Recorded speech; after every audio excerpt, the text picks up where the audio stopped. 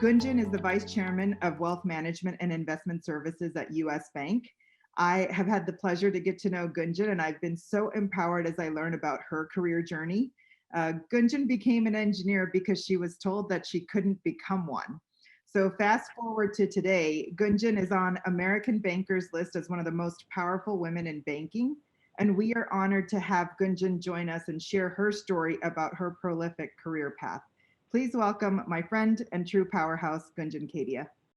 Thank you for including me. I must say that I was feeling a level of energy when I was reading about the program and reading about what all of you have accomplished that I haven't felt for about 25 or 30 years when I was sort of in your chair. Dipali, correlation one, and to all of you, first of all, I just want to say congratulations. It's a very impressive thing to take this much effort to invest in your own career, especially in a field that is so high-powered right now. So I'm glad you've taken that step. We have some 30 minutes together. I thought I'd speak for 10, 15 minutes, give you a sense of what my background has been, what I've learned along the way, as I have gone from my engineering days to where I am today. But then I'd love to do questions because I'm never sure I'm addressing what's actually in your mind if I just give a speech. So think of what you'd like to ask, and we'll go with that if that's okay. Perfect. Well, let me start by just telling you a little bit about my journey. As Dipali said, I did enter engineering as an act of defiance, so to say. Every young woman in the 80s in Delhi used to study medicine if she had good grades, or economics, or home economics if she, and those were the professions. And I wanted to do something else. I was in an all-girls Catholic school at the time, not because I'm Catholic, but because it was a free school, free private school. And I went from that kind of environment to a nearly all-boys environment. We were about 8 women in our program, electronics and communications. And as you can imagine, an engineering school in Delhi was quite dominated by boys. I will tell you the upside of that is, one, I have 7 really good friends. The eight of us went through the 4 years as the sisterhood that will stay with me forever. But I also got very comfortable with just being different. And one of the things that I hope all of you will experience over time is that moment when it doesn't matter that you're the only woman in the room. You have all chosen a profession where you're likely to be the only woman in a room more often than not.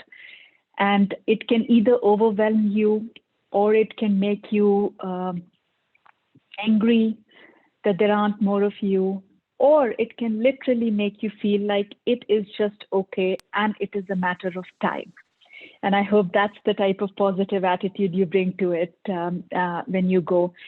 Well, I was finishing up my engineering with all intentions of joining Siemens.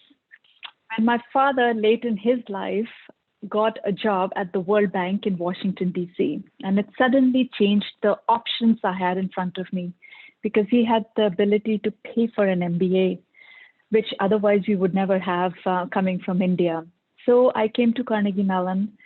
I got used to a whole new society, and I, for the first time, learned the word diversity and what being a minority was about, because I didn't feel like one. I had never been in a plane before I came to the US. I had no concept of people who were not Indians or Hindus or short or darker skinned, or that was my world.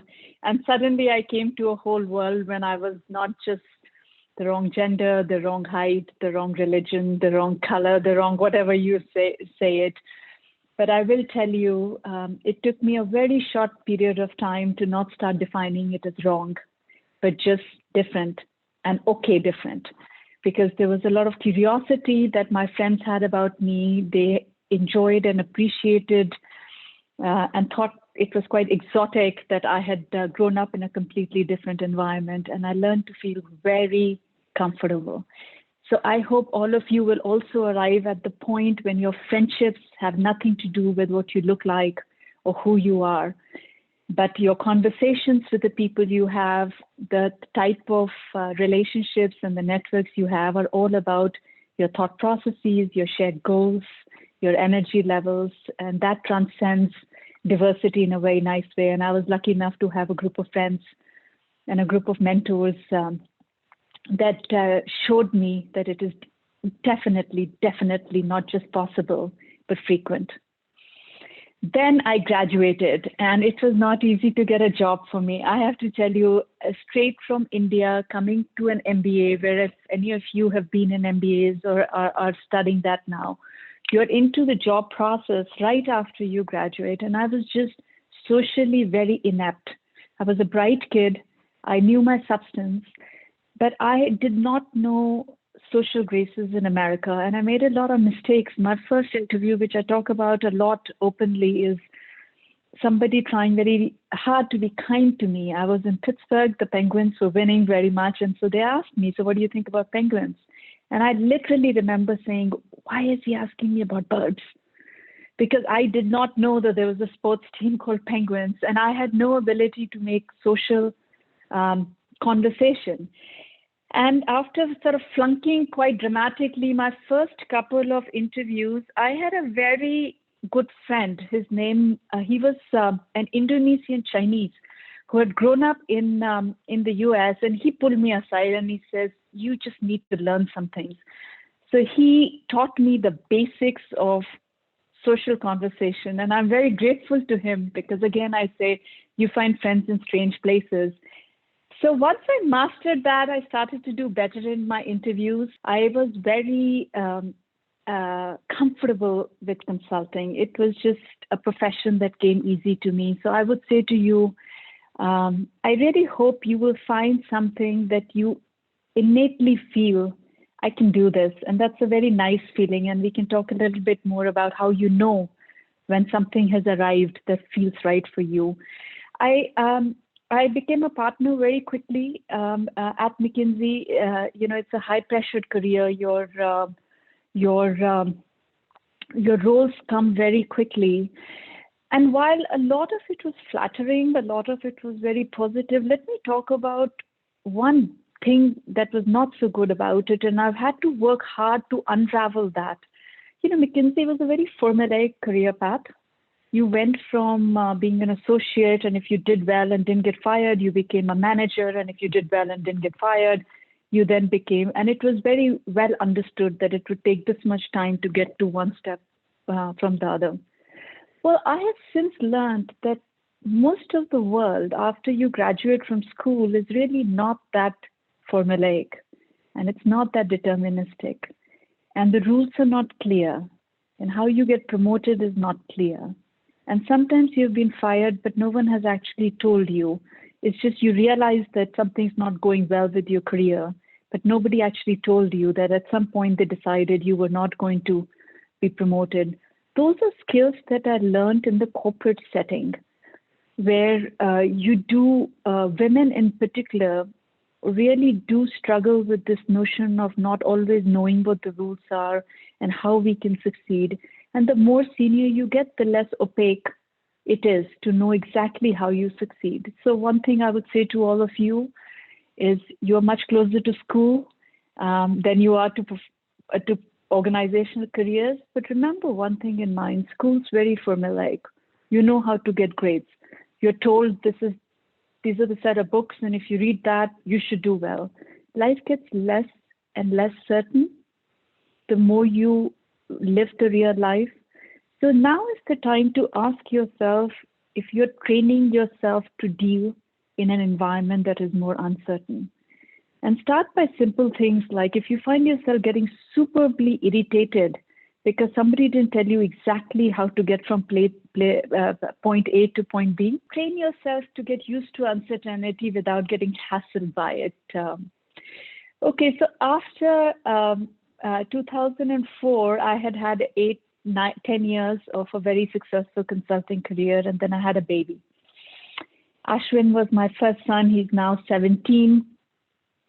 And it changed completely how I thought I could have a career. I very clearly remember I was taking a flight back from Nashville. I had been back at work for about 4 months after my maternity leave. And I was going to get there in time before baby's bedtime. And my flight was 45 minutes late, and Ashwin was 15 minutes too tired. So by the time I walked home, my husband said, "Oh, baby just went to sleep." And it was a very clear moment in my life that I did not want to live every day regretting being half an hour late. So I made a very quick and very sort of mature decision to have a job that was still good, but it let me go home. And so the thing I would say to all of you is, maybe it's babies, maybe it's someone you care about gets sick and you want to make a decision and be with them. Maybe you get sick. Maybe you find that there comes a time when you will not be able to climb Mount Everest unless you do it over the next 2 years.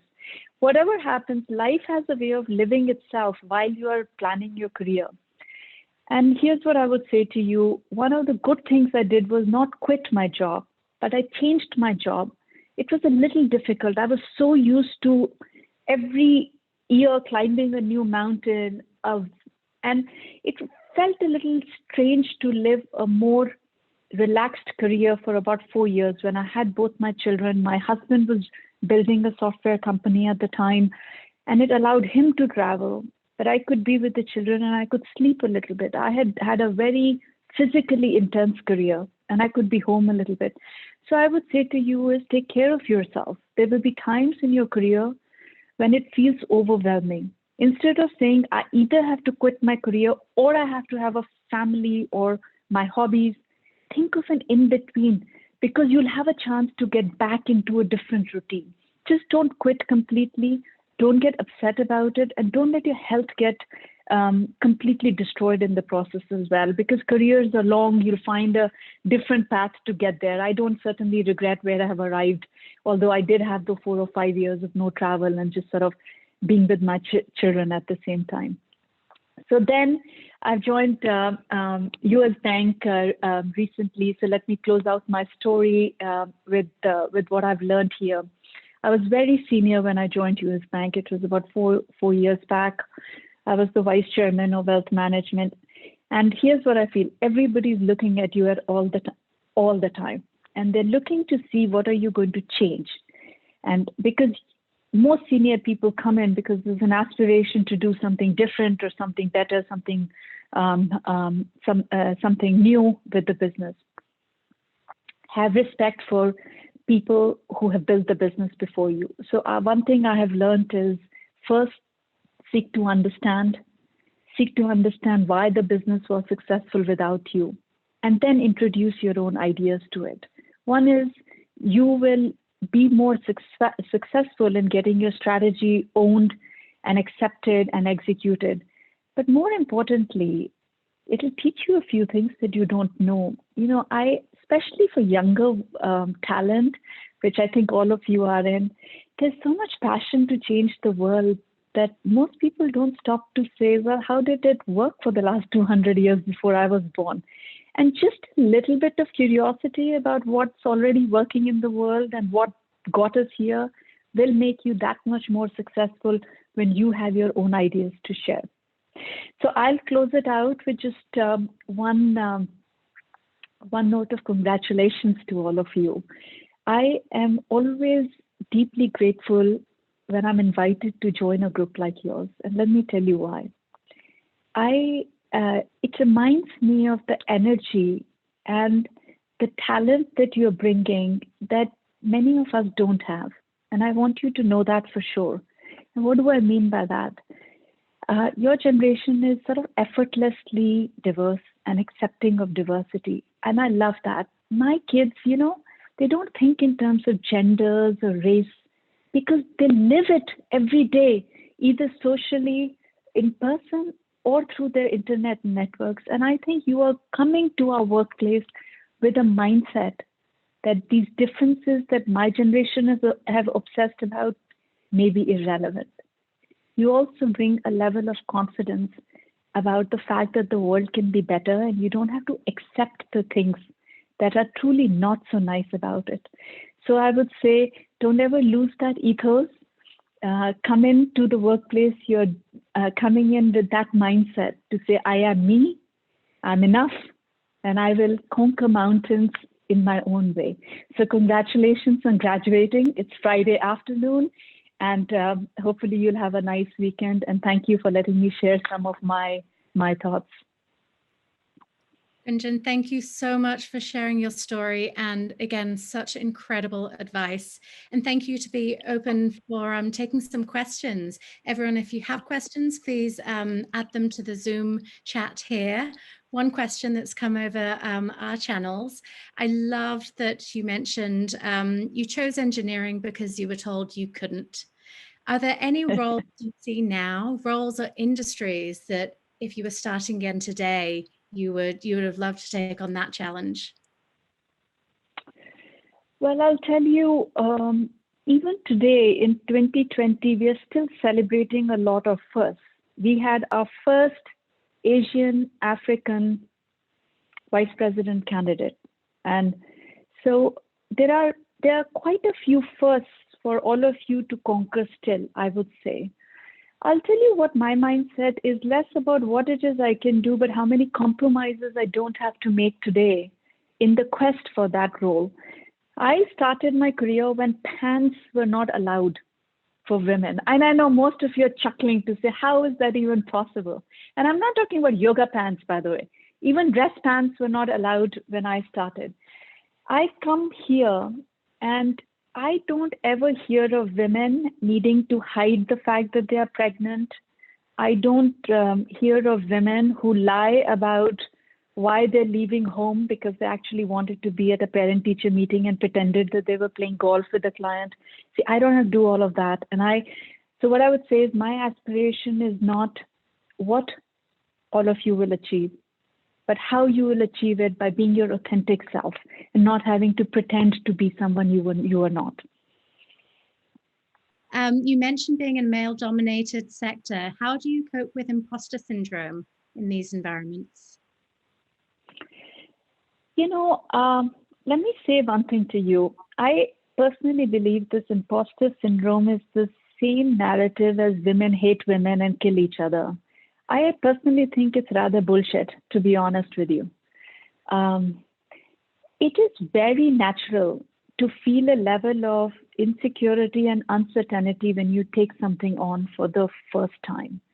And if you think that is specific to women, ask any sports player how they feel when they're first walking into the field, or any man how they feel. I do think women are quite harsh on themselves and their own confidence level. And I'll give you one specific data point. You know, I run the wealth management industry. We've often done surveys that ask men and women a basic question of how confident you feel about managing your finances. And persistently, women score about 20 points lower than men. They don't feel as confident. But now I have started designing different surveys. And instead of just asking how confident you feel, I ask them 10 questions about the type of decisions they make around their finances. And guess what? They do better than men. So here, what we are learning is women are actually making really good decisions. They're actually doing the right things. But somehow they put it all together and grade themselves 20 points lower. So I would say, if you're feeling a little bit of nervousness because you're taking on something new or something impactful, that's normal. Most of us feel that way, but that doesn't mean you're an imposter in your job. So anytime you feel this need to put yourself down, I would say to you, stop it. I love that. That is a great lesson in data normalization as well. Data normalization. See, now this is what I hope you guys will do, is to call bullshit on some of the way these surveys are done, because they're leading questions asked to prove out a hypothesis that may or may not be right. And, you know, real insight does come from asking a different set of questions. Mm-hmm. And so that is a very good kind of summary, data normalization. Next time I'm going to use that. Somebody uses me, I will say it's data normalization. That's the issue. What advice would you give to an experienced data analyst that wants to make partner at a firm? Well, one thing I would say for all of you as you build your careers, that there are certain set of skills that make you successful in stage 1, and those are different from stage 2, and those are different from stage 3. And what are the big stages? There's a stage when you do, there's a stage when you manage, and then there's a stage when you lead. And doing, managing, and leading are 3 very different skill sets. The worst mistakes people make is they get so enamored by the skill sets that got them from phase 1 to phase 2 that they double down on them and underestimate the need to learn the next set of skills. And that's something, there's a lot of literature out there, but if I could simply say, when you do something, when you're a star doer and you become manager, it's actually a very stressful thing because you have to give up everything that you're most good at and delegate. And delegate means teaching others to do things even though you know you could do it faster, better, quicker, and save yourself more time. Don't ever fall into that trap. It is much better to take 3 times the time to enable somebody else to do the job as good as you could do it than just do it for them. Because once you have taught them, you've become a good manager. Then you can have 10 people that you can impact rather than just do the work. Now, when you lead, you've learned this notion of organizing work among a team, delegating. That's kind of management skill sets. Very difficult, by the way. People management is one of the more difficult sort of transitions to make in your career. Then leadership becomes different. At that point, you have people on your team that can manage on their own. They can run with things. And that's when vision and strategy and motivation becomes more important. It's not about teaching people only. It's not about organizing the work. You want to say, you want to be the one telling people, are we going to the moon or are we not going to the moon? Are we going to cure cancer or are we not going to cure cancer? Because the teams will respond to your vision. They'll respond to the culture you create. So I always say simply ask yourself whether you are in phase A, B, and C, and make sure you're investing in the skill sets that are most appropriate for that phase of your career. Gunjan, thank you so much. Such incredible advice. Thank you, Marianne. Gunjan, we are so personally grateful for you to be here today. And this has been nothing but insightful. I love that you're calling a spade and calling bullshit. And this is exactly what this cohort needs, real, direct transparency. And someone like that, you have done it, paving the way, inspiring me and many, many others. So thank you very much. Thank you. You inspire me equally. Thank you for letting me join you. Congratulations again. Cheers.